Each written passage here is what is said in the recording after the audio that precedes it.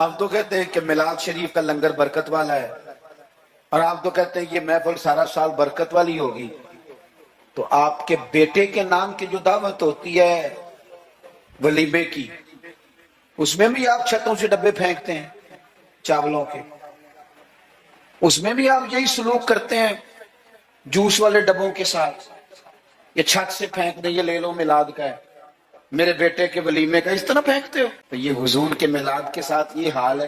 ہاں وہاں بھی آپ نے ناراض نہیں ہونا، میں آپ کو چونکہ میں روز جاتا ہوں تو میں حقیقت بتا رہا ہوں، چودھریوں کے لیے، خاص لوگوں کے لیے سونے دسترخوان، اعلیٰ غذائیں چن دی آپ نے، اور جناب وہ جو غریب طبقہ بیچارہ آیا تھا اس کو چھاپروں میں چاول پھینک دیا۔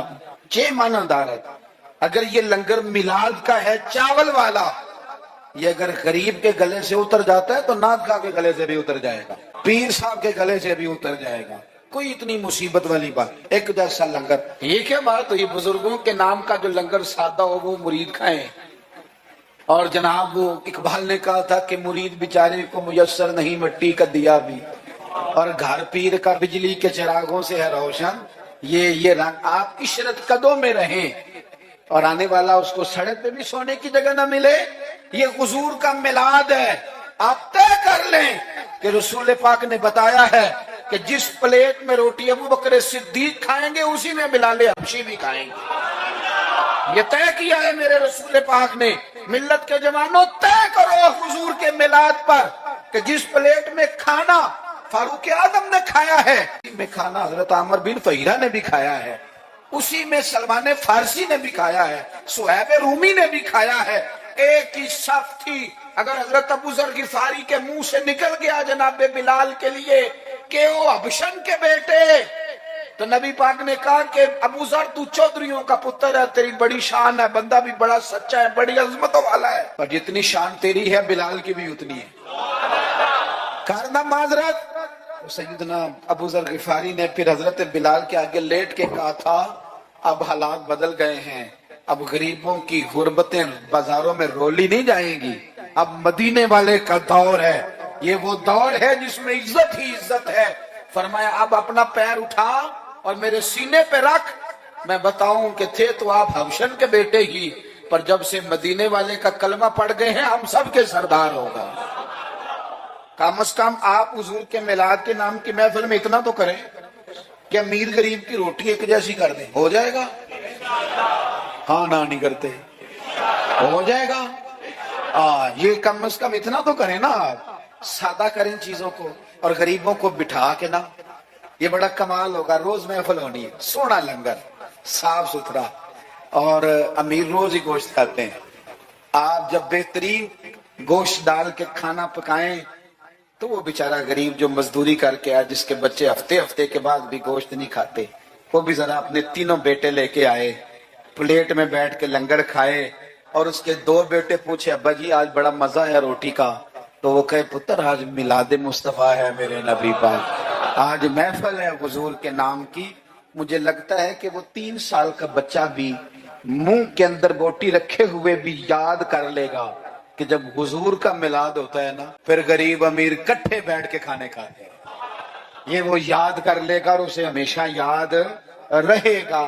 آپ یقین کریں آج تقریر شکریر نہیں، موضوع نہیں، آج تو میں جذبات کا اظہار کر رہا ہوں، پہلی محفل میلاد میں حاضر ہوں، جذبات کا اظہار کر رہا ہوں، اور آپ کو سبق دے رہا ہوں کہ پورا مہینہ کس طرح کر کے چلنا ہے، سونا ذکر کرنا ہے انشاءاللہ پورا مہینہ، اور سونی نعتیں پڑھنی ہے انشاءاللہ، صبح شام درود شریف پڑھنا ہے انشاءاللہ تعالی، اور انشاءاللہ تعالی مٹھائی کھانی بھی ہے، کھلانی بھی ہے انشاءاللہ پورا لطف۔ مجھے ایک صاحب کہنے لگے، دلیلیں اپنی جگہ ہوتی ہیں، مجھے کہنے لگے ویسے آپ کے میلاد کے بارے میں جذبات کیا ہیں، آپ کے جذبات کیا ہوتے ہیں ربی الاول میں؟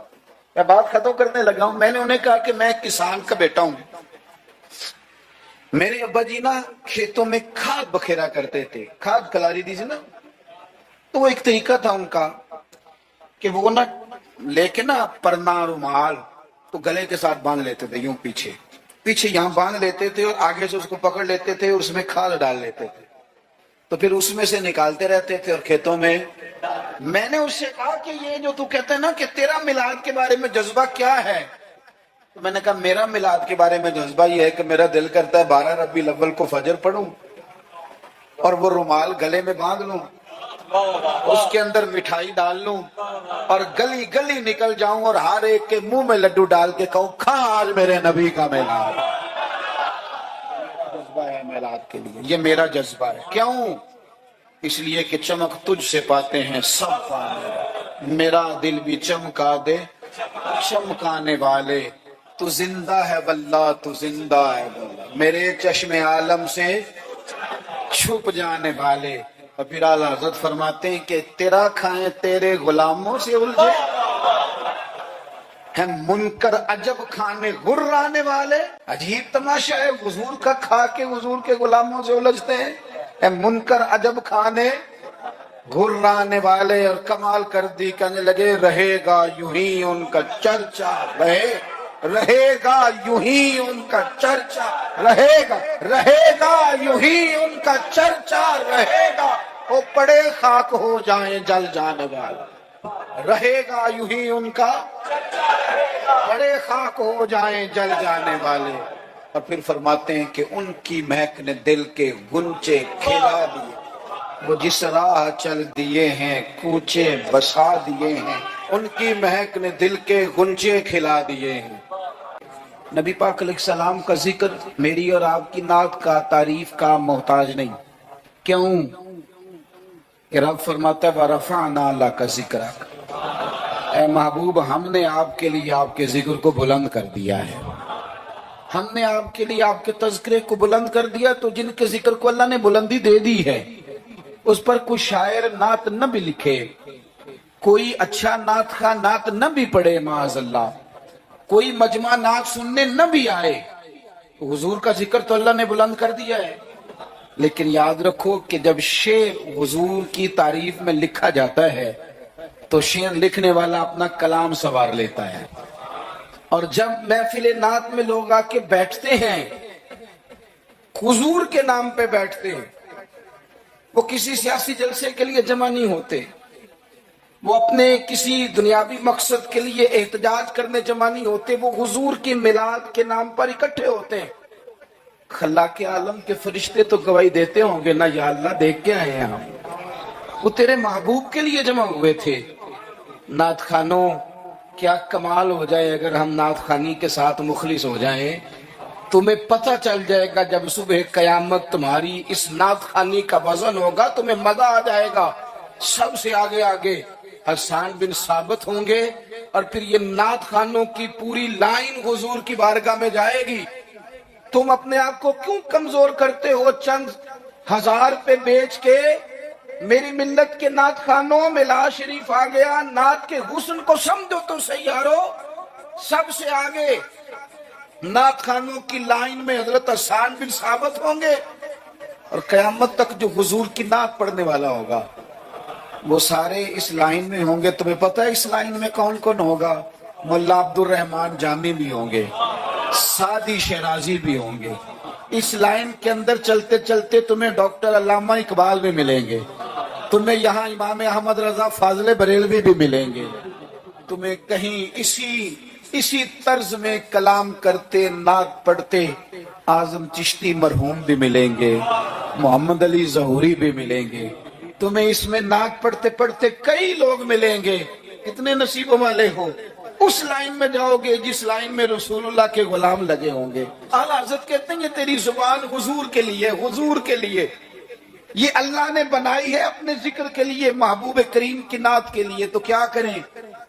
اور یار سارا دن اس نے باتیں تو کرنی ہیں، اللہ جانتا ہے یہ باتیں کرنے کا دور ہے، چپ نہیں بیٹھتے۔ بعض لوگوں کو کہنا پڑتا ہے کہ چل یار کوئی 10 منٹ چپ بھی کر جا، کوئی ہمیں بھی موقع دے تھوڑا سا بولنے کا، اور کوئی تو تھوڑی سی سن بھی لے، کسی کی کہنا پڑتا ہے۔ اتنی جو باتیں کرتے ہو، اتنی جو خوش آمدیں کرتے ہو، تو اعلیٰ حضرت مشورہ دیتے ہیں، فرماتے ہیں ذکر ان کا چھیڑیے ہر بات پر، ذکر ان کا چھیڑیے ہر بات پر۔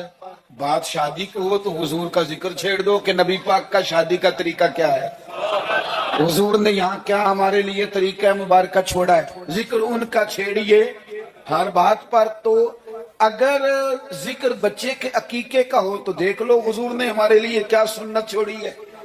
اگر یہاں موقع تجارت کا ہو تو دیکھ لو نبی پاک نے تجارت کے معاملے میں کیا احکامات دیے ہیں. اگر موقع ہو زندگی میں آزمائش کا تو پھر بھی دیکھ لو حضور کا کیا یہاں ہمارے لیے طرز حیات ہے. اور اگر موقع ہو اللہ کی دی ہوئی نعمت کا تو پھر بھی دیکھو کہ حضور کے نقوش راہ کیا ہیں. بس اپنے آپ کو ہر وقت حضور کے خیال میں گم کر لو. فاضل بریلوی کا مشورہ ہے، وہ کہتے ہیں ٹھوکریں کھاتے پھرو گے ان کے در پہ آ پڑو، ورنہ تو ٹھوکریں ہیں زمانے کی. لوگوں کی تعریف کتنی کو کرو گے، کتنی کو تھکا دیں گے تمہاری زبانیں. حضور کی تعریف کرو، ٹھوکریں کھاتے پھرو گے ان کے در پہ آ پڑو. قافلہ تو اے رضا اول گیا آخر گیا، حضور کے دروازے پہ آؤ، نبی پاک کی تعریف کرو اور پھر حضور کی تعریف سنے. میں بڑے درد کے ساتھ ایک بات عرض کروں، میں بڑے درد کے ساتھ دکھی دل کے ساتھ ایک بات عرض کروں. میلاد کی محفلوں میں غریب لوگ رہ گئے. وہ امیرو، تم سیاسی جلسوں میں بڑے شوق سے جاتے ہو، تمہاری پجارو بھی جاتی ہے، اس پر کسی سیاستدان کا فوٹو بھی لگاتے ہو، جھنڈا بھی لگاتے ہو، بڑے خرچے کرتے ہو، جیبوں سے پیسے لگاتے ہو. کیا عجیب تمہاری منطق ہے. جس محبوب کے صدقے رب نے تمہیں سارا کچھ دیا ہے، اس محبوب کریم علیہ السلام کی محفل آئے تو وہ غریبوں کے حصے میں آتی ہے، وہ کمزوروں کے حصے میں آتی ہے، اور تم جا کر کے چرچے کرتے ہو ان کے. یاد رکھنا، سمجھ لینا، دنیا کا سب سے خوش قسمت شخص وہ ہوتا ہے جسے اللہ اپنے محبوب کی غلامی کے لیے پسند فرما لیتا ہے. یار اس طرف تم توجہ ہی نہیں کرتے. حضور کا ذکر سنو، ذوق سے نعت سنی جائے. نعت نہ پڑھنے سے زیادہ سننے سے تعلق رکھتی ہے. نعت خاں اللہ کے فضل سے بڑے ہیں، ہمارے اس شہر میں بڑے بڑے اچھے نعت خاں آپ کو مل جائیں گے، بڑے ہیں لیکن نعت سننے والے.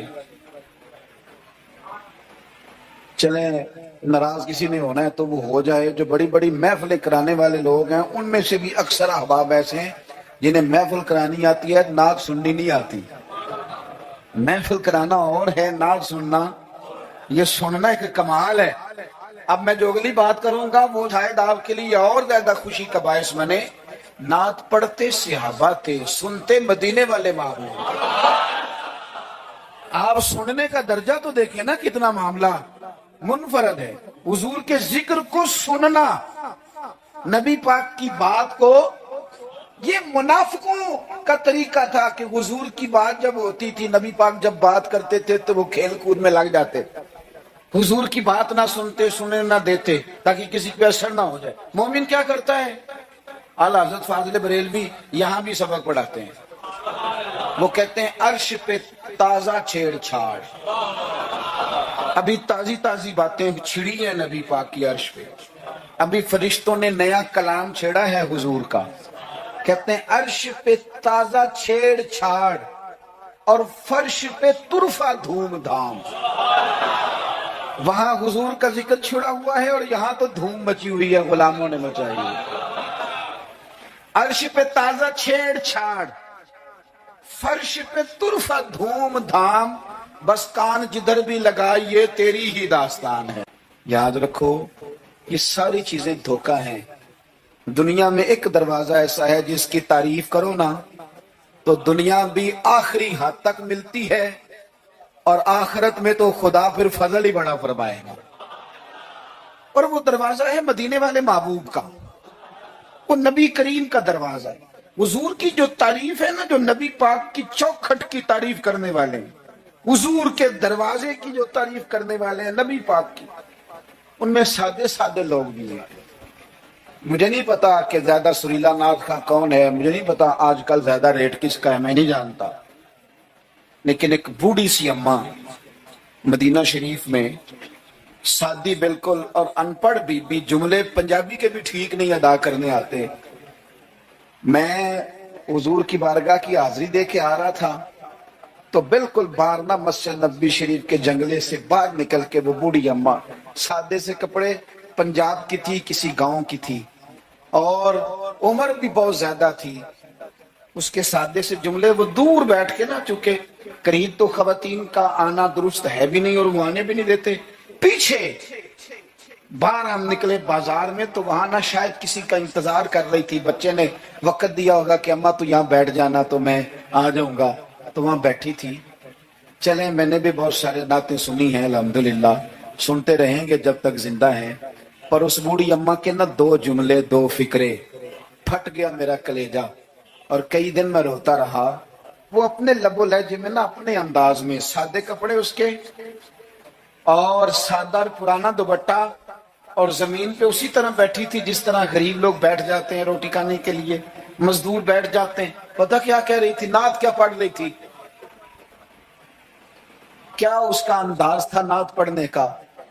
वो कभी देहातों में सादी औरतें जिस तरह बात करती थी, हमारी बूढ़ी माएं इस तरह वो बात कर रही थी, और इशारे करके ना मदीने के दरो दीवार की तरफ अपना मजा पूरा कर रही थी। कह रही थी, देखो नहीं देखो, उसका लहजा है, उधार लेके बात कर रहा हूं, उसका लहजा है, उसकी बात है, और शेर में वजन कैसा है और जुमले की तरतीब कैसी है ये शायर बताएंगे। मुझे तो लुत्फ आया था तो मैं बात आगे नकल कर रहा हूँ।